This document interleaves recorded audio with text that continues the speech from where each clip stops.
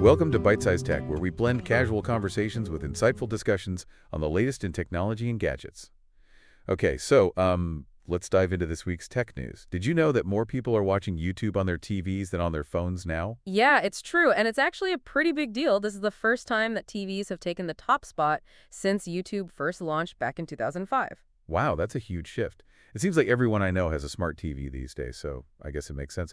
But what's driving this change? Well, it's a confluence of factors, really. The rise of smart TVs and streaming devices is a big one. People are cutting the cord with traditional cable and looking for other ways to watch their favorite shows and videos.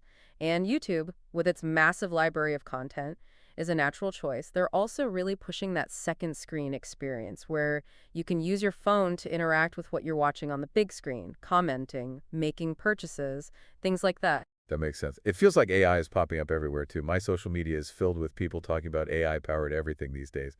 What are some of the coolest things you've seen? It really is remarkable how quickly AI is permeating every aspect of our lives. We're seeing it in everything from those new Power Beats Pro 2 earbuds that can monitor your heart rate, pretty pricey at $250, to AI-enhanced video editing software and STEM apps. There's even research being done on how AI chatbots could help people quit smoking. AI to help people quit smoking? That's wild. I wonder how effective that would be. It's definitely an interesting area of research. And then there's this company in Argentina using AI to, get this, create faster horses. Wait, AI for breeding horses. So it's not like robot horses racing around the track, right? Right. It's more about using AI to analyze genetics and optimize breeding programs. But it's definitely raising some controversy because gene editing is banned in equestrian sports. It's like something out of a sci-fi movie, though, right? And speaking of pushing boundaries, the AI art scene is exploding, too. Adobe just launched a standalone subscription service for its Firefly AI, which can create some pretty amazing images, vectors, and even videos. It's a bold move by Adobe. They're positioning Firefly as a direct competitor to other AI image generators like OpenAI's Sora and Runway's Gen 3. It's going to be interesting to see how this competition plays out. And then there's Snap, jumping into the ring with its own AI text-to-image model. The cool thing about theirs is that it works entirely on your mobile device, so you can generate high-resolution images in just over a second. That's incredible. I can imagine that opening up a whole new world of possibilities for Snapchat filters or personalized Bitmojis. Speaking of cool new tech, have you seen the leaked renders of Google's upcoming Pixel 9a phone? I have, and it looks like they might be using AI to, wait for it, reduce the size of that infamous camera bump. I can't wait to see what they come up with. But all this talk about AI is making me wonder about the potential downsides. Remember that Chinese spy balloon equipped with US-made surveillance tech? That was definitely a wake-up call. It highlighted just how difficult it is to control the flow of sensitive technology, even with export restrictions. And now we're seeing reports of hackers using AI for scams, creating incredibly realistic deepfakes and phishing attempts. That's scary. So what can we do to protect ourselves? It's more important than ever to be vigilant online. Don't click on suspicious links. Double-check the sender of emails. And be wary of anything that seems too good to be true. Critical thinking and a healthy dose of skepticism are your best defenses in this digital age. Great advice. Now, shifting gears a bit, there's been a lot of talk about Elon Musk and OpenAI lately. Didn't he recently try to buy the company? He did. Musk offered a staggering $97.4 billion for OpenAI, but CEO Sam Altman quickly dismissed the offer. Wow, that's a lot of money, even for Elon Musk. What's going on there? It's a complicated situation. Musk was one of OpenAI's co-founders, but left the board a few years back. Now he's publicly criticizing the company's direction, especially its close relationship with Microsoft. Some speculate his bid was more about disrupting OpenAI than actually acquiring it. Do you think there's something to that theory? It definitely seems like there's some bad blood between Musk and Altman. There is certainly some tension there. It's a clash of personalities and visions for the future of AI, and it raises some important questions about the ethical implications of Musk's involvement. Given his vocal advocacy for AI safety and regulation. It's a tangled web for sure. On a lighter note, Google Calendar seems to have quietly removed cultural events, like Black History Month and Pride Month, from its default view. What's the deal with that? This decision has sparked quite a debate about Google's stance on diversity and inclusion. Some see it as a step back, while others argue it's simply giving users more control over their calendar's appearance.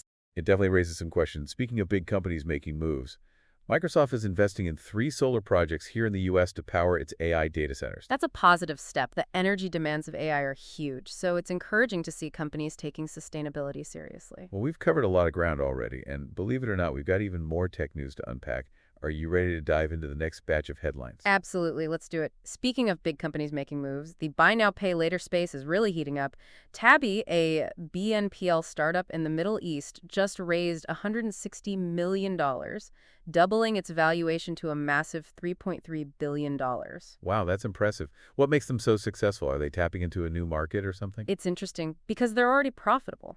And considering an IPO, which is pretty rare for a startup these days, it seems like they've found a sweet spot in a market that's hungry for alternative financing solutions. That makes sense. It feels like every industry is being disrupted these days. Even food. Have you heard of ghost kitchens? Absolutely. It's a fascinating trend where restaurants operate exclusively for delivery, skipping the traditional storefront altogether. They're popping up everywhere. Right. I've seen a few in my neighborhood, but I never really understood how they work. It seems like a pretty clever way to cut down on overhead costs. Exactly. And this German startup called Lanch is trying to shake things up in that space by partnering with creators and influencers. So are they like influencer chefs creating their own ghost kitchen brands? It's similar to that. They're leveraging the power of personal brands to create and launch food products. It's a smart way to build loyalty and stand out in a crowded market. It's like influencer marketing.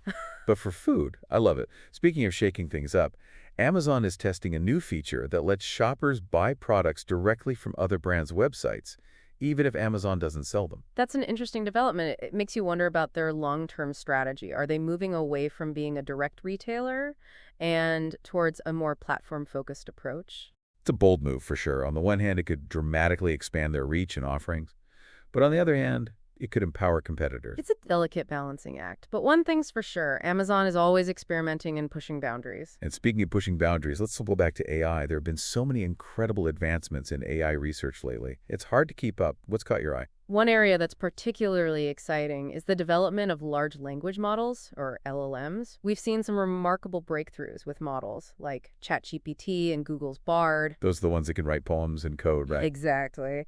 And now Hugging Face, a leading platform for open source AI, is working on replicating a powerful LLM called R1. They've already managed to run distillation on it, generating over 800,000 reasoning traces. It's a huge step towards making these advanced models more accessible. Open source AI always sounds so complicated to me, but I know it's important. Can you remind me why? Open source AI is crucial for driving innovation and collaboration in the field. It allows researchers and developers from all over the world to contribute to and build upon each other's work.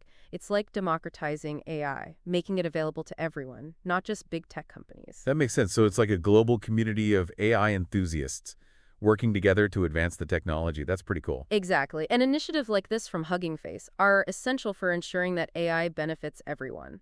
Then there's DeepMind, another leader in AI research. They've published some groundbreaking research on how to distribute the training of models with billions of parameters across clusters of computers. I remember hearing about that. Isn't training those massive models a huge challenge? Because it requires so much computing power. You're absolutely right. It takes a massive amount of computational resources. And by distributing the training process, DeepMind is making it more efficient and scalable, potentially opening up new possibilities for developing even more powerful AI systems. It's mind-boggling to think about the scale of these models. It feels like we're just beginning to understand what AI is capable of. We're definitely still in the early stages of AI development, but it's moving incredibly fast. It's an exciting and, frankly, a little intimidating time to be following this field. I know what you mean. Okay, shifting gear again. There's been a lot of buzz about WebAssembly or WSM. Some people are calling it the successor to containers.